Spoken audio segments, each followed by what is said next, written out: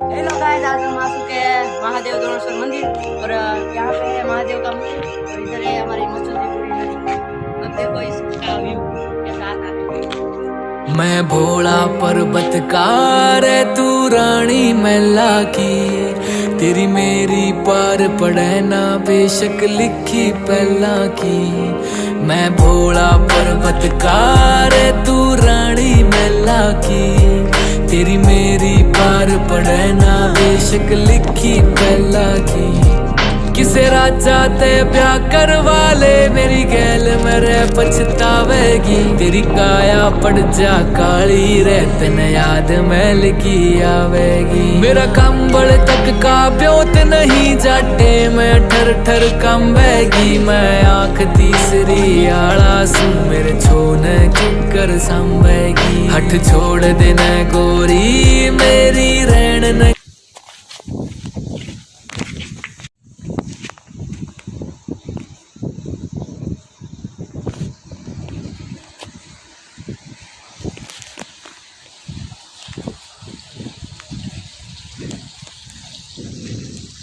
हमारे है नदी नंदी महाराज यहाँ पे देख रहे हैं नंदी महाराज का वो यहाँ पे पानी जल चढ़ाने से हमारी बड़ी मनोकामना पूरी होती है। हम भी चढ़ा देते हैं। आप भी कभी द्रोणेश्वर महादेव आए तो ऐसे जरूर देते हैं। पानी पी लेते हैं।